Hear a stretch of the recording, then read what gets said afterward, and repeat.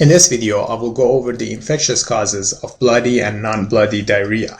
So the first organism is Campylobacter jejuni, which is an oxidase positive organism that is comma-shaped, found in poultry, and is growing best at 42 degrees C. So patients that are infected with Campylobacter jejuni will present with abdominal pain and diarrhea, and by about day 3 they will start to see blood in the stool. Potential complications of the Campylobacter jejuni include the Guillain-Barré syndrome, as well as reactive, which is also known as Reiter, arthritis. So Guillain-Barré syndrome happens due to the molecular mimicry mechanism, where antibodies that are formed against Campylobacter jejuni will attack the Schwann cells, the cells which are required for the myelination of the peripheral neurons. And thus in these patients, peripheral myelin will be destroyed, as a consequence of which they will present with ascending weakness. So if there is a patient that develops bloody diarrhea, and a few days later they will start to present with ascending weakness, that should give you clues to the diagnosis of Guillain-Barré syndrome due to infection with the Campylobacter jejuni. And another complication of the Campylobacter jejuni, as well as other GI infections like Salmonella and Yersinia, include reactive arthritis, which is associated with HLA B27 and presents with the triads of conjunctivitis, urethritis, as well as arthritis. So the memory aid that you can use to memorize these is cannot see, cannot pee, and cannot climb a tree for reactive arthritis. The next organism is Salmonella, and Salmonella and Shigella have similar features. For instance, both are oxidase negative and are lactose non-fermenters. So both are oxidase negative and lactose non-fermenter. One critical difference is that Salmonella produces hydrogen sulfide, as a result of which on the hectone agar, Salmonella will yield colonies that are black. However, Shigella, which produces no hydrogen sulfide, will present as green colonies on the hectone agar.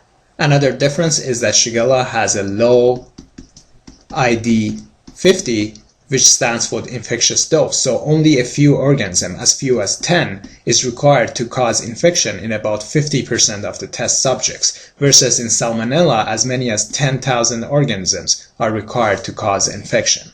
Salmonella has many different reservoirs, but is most commonly found in poultry and eggs, while Shigella is seen in humans and primates. And thus Shigella is usually spreading by person-to-person contact, versus Salmonella, which is usually foodborne. As for the mechanism, I would like to present in more detail the differences between Salmonella and Shigella. So Shigella produces the Shiga toxin, which causes mucosal ulceration. And once it reaches inside the intestine, the monocytes will attack the Shigella and engulf them. But then Shigella will activate the caspase mechanism inside monocytes and cause their destruction. So once monocytes are destroyed, they will release IL-8, which will attract PMNs. And once PMNs are attracted, they would induce the inflammatory reaction and cause the destruction of the nearby structures. With Salmonella, on the other hand, it will penetrate lamina propria and induce PMN response and prostaglandin synthesis, which will increase cyclic AMP production. And cyclic AMP production is one reason that will increase chloride secretion and decrease sodium absorption in the gut, which will lead to diarrhea. In addition, Salmonella will induce monocyte response, but the fact that Salmonella survives inside the monocytes, so that's one main difference. Shigella destructed monocytes, while Salmonella survives within monocytes. It gives it an opportunity to spread hematogenously through the circulation, so it would spread through circulation, versus Shigella, which destroys one cell and moves to another cell. So let's go over the differences and discuss them in more details. So with Salmonella, they have flagella and are thus motile, while Shigella are non-motile. Mode of transmission, as I explained, Salmonella spread hematogenously, while Shigella spread cell to cell. Reservoirs, for Salmonella there are many reservoirs, while with Shigella, humans and primates are the only reservoirs. Salmonella produces hydrogen sulfide, and thus on the hectone agar it presents as black colonies, while Shigella, which produces no hydrogen sulfides, presents with green colonies on hectone agar. Both will invade the intestinal mucosa, but Salmonella will survive inside monocytes and induce PMN and prostaglandin response, which will increase cyclic AMP. With Shigella, it will cause destruction of monocytes, as a result of which IL-8 will be released, and it causes the aggregation of PMN, and then PMN inflammatory response will destroy the adjacent structures in the intestine. Both will cause bloody diarrhea, and then the infectious dose for Salmonella is high, where as many as 10,000 bacteria are required to cause infection, while with Shigella as few as 10 can cause infection, so it has a very low infectious dose. Now with Salmonella, there are two types that you should be familiar with. The non-typhi, which is the underlying cause of gastroenteritis and is usually foodborne and is seen with poultry and eggs. And then finally Salmonella typhi, which is only found in humans, and the fact that it can survive inside the gallbladder makes it possible to exist as a carrier and be transmitted from one human to the other. So these patients generally present with fever and diarrhea. In addition, they will develop rose spots on the chest, and here is an example of rose spots that is caused by Salmonella typhi.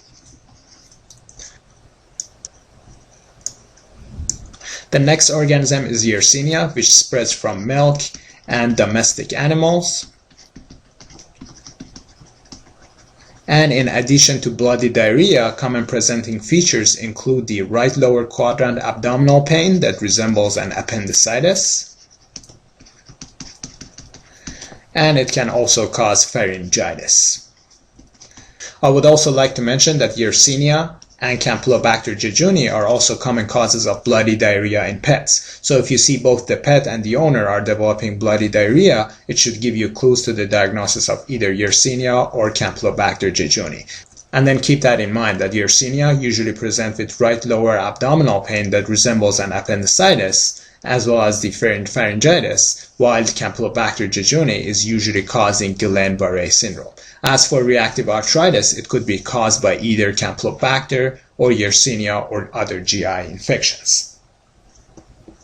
The next organism is the Clostridium difficile, which is most commonly seen in patients that are treated with antibiotics, the most common of which is clindamycin. So clindamycin is an antibiotic that will destroy the anaerobic bacteria. And so if a patient is taking clindamycin, all the anaerobic bacteria in the GI tract will be destroyed, while clindamycin is not affecting C. difficile. So C. difficile will find a chance now to grow, given that all the normal flora of the GI tract are destroyed. And these patients will present with either watery or bloody diarrhea, and they will also develop pseudomembranous colitis due to the inflammation of the colon, as well as the presence of the pseudomembranes. Now, as for the treatment, there are two treatments that can be used for C. difficile. One is metronidazole, and then two, it would be oral vancomycin. So if metronidazole is not effective in the treatment of C. difficile, then you can treat these patients with oral vancomycin. And the reason I underline oral is that vancomycin is usually used in the IV form. With C. difficile infection, however, you don't care if vancomycin is not being absorbed, because if you give it orally, it's not getting absorbed. So the fact that it stays in the GI tract, it will help destroy the C. difficile in these patients. So then keep that in mind, that vancomycin is not being absorbed orally, but in the case of C. difficile, we don't care because it will still destroy the infectious agents in the GI tract. The next organism is the Entamoeba histolytica, which can cause right upper quadrant pain, as well as the presence of the abscess in the liver. And then one diagnostic feature of these infections is that the lesions are flask-like. The next organism is the E. coli, which include the enterohemorrhagic E. coli and the enteroinvasive E. coli. So E. coli are generally normal inhabitants of the human GI tract. So E. coli O157H7, also known as enterohemorrhagic E. coli or EHEC, is a type of E. coli that has picked up the Shigella-like toxin, also known as toxin, that can cause bloody diarrhea as well as the hemolytic uremic syndrome. An EHEC infection is usually seen with the consumption of the undercooked hamburger. As for enteroinvasive E. coli, the mechanism is similar to Shigella, but unlike the EHEC where there is a Shigella-like toxin, there is no toxin that is produced by the EHEC, but rather the infection is spreading cell to cell, just like the Shigella infection. And then these patients will initially present with watery diarrhea that can later on become bloody diarrhea. Next, we will have watery diarrhea. So other causes of non-bloody diarrhea in humans include infection with the enterotoxigenic E. coli or the enteropathogenic E. coli. And then I would like to add one more to the list, and that would include the enteroaggregative E. coli, but the mechanism of action of this one is not known. But this one, just like the other two, is causing watery diarrhea. So as for the enterotoxigenic E. coli, it will produce two different forms of toxins, the heat stable and heat labile toxin. So the heat stable toxin will increase the cyclic GMP, while the heat labile will increase the cyclic AMP levels, both of which will lead to the diarrhea. And the mnemonic that you can use to memorize these associations is that as stable as ground and as labile as air. As for the enteropathogenic E. coli, what it does is that it adheres to the enterocytes through the pili and cause the destruction of the nearby microvilli. An EPEC infection is most commonly seen in the pediatric patients, so you can use the mnemonic P goes for the EPEC. So let me summarize all the findings here. So we have 5 different forms of the diarrhea caused by E. coli, and these include EHEC, EHEC,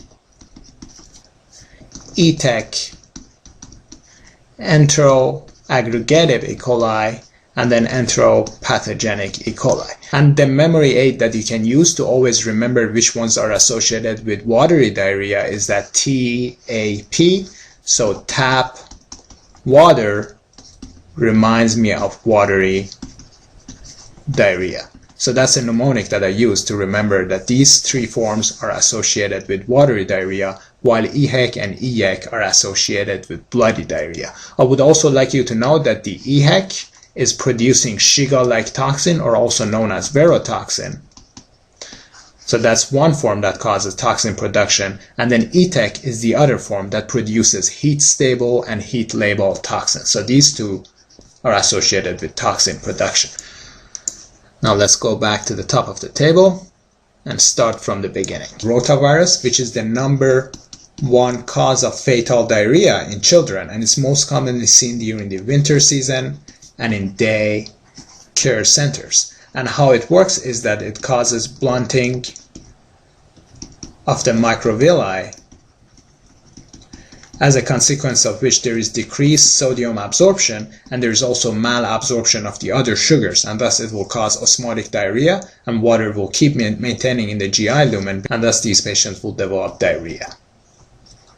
Norwalk virus is another virus that acts through the similar mechanism to rotavirus in that it causes blunting of the microvilli. And this is commonly seen in the outbreaks of diarrhea in restaurants or with catered meals. So a classic example that you may get on the exam is diarrhea on a cruise ship. The next organism is the adenovirus, and the subtypes 40 and 41 are associated with the diarrhea, while there are other forms that can cause pharyngitis, conjunctivitis, or hemorrhagic cystitis. The next organism is the Clostridium perfringens. So the spores of Clostridium perfringens can germinate inside the food, and once a large quantity are ingested, they would cause toxin production that will lead to the crampy diarrhea. And now, if you may recall, Clostridium perfringens is a common cause of myonecrosis due to the production of the lecithinase, also known as phospholipase C. And there are two mechanisms through which Clostridium perfringens can cause myonecrosis. One, as I just explained, is through the GI infection, and then via the hematogenous spread, it can go to the muscles and cause myonecrosis. And the other common cause is through the trauma. The Clostridium perfringens can be introduced into the muscles and cause myonecrosis. And the enzyme that causes myonecrosis is the lecithinase, also known as phospholipase C. The next organism is Vibrio cholera, which usually spreads through the contaminated water, and it's a comma-shaped oxidase positive organism which produces a toxin that stimulates adenylate cyclase, and thus it will increase the cyclic AMP production. And cyclic AMP will, 1, increase the secretion of the chloride into the GI tract, and 2, will decrease the absorption of the sodium from the GI tract. So the salts will keep accumulating in the GI tract, as a consequence of which water will maintain in the GI tract, and thus it will cause diarrhea. The next organisms are Vibrio parahemolyticus as well as Vibrio vulnificus, both of which are transmitted by undercooked shellfish.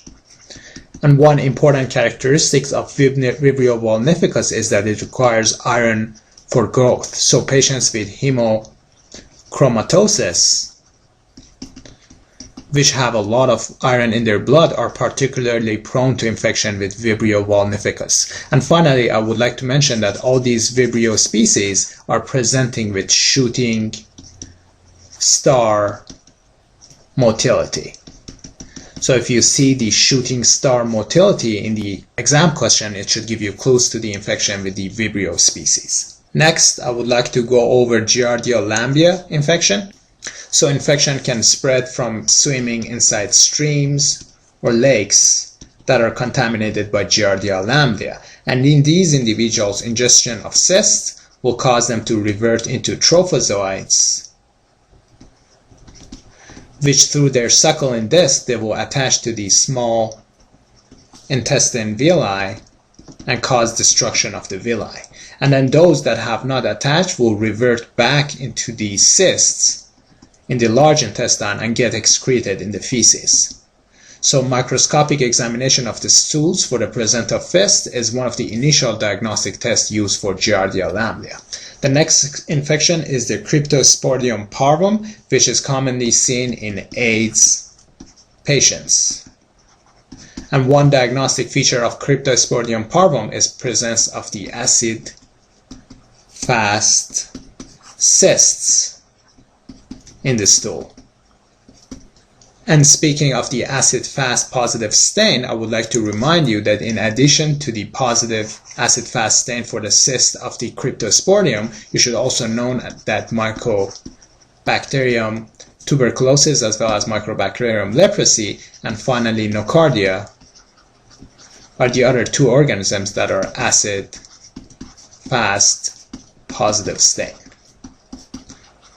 And these are not related to diarrhea, but just speaking of acid-fast, I wanted to remind you of the organisms that you should be familiar with. In any case, back to the topic, Cryptosporidium is causing watery diarrhea in AIDS patients, and it presents with the presence of the acid-fast cysts in the stool.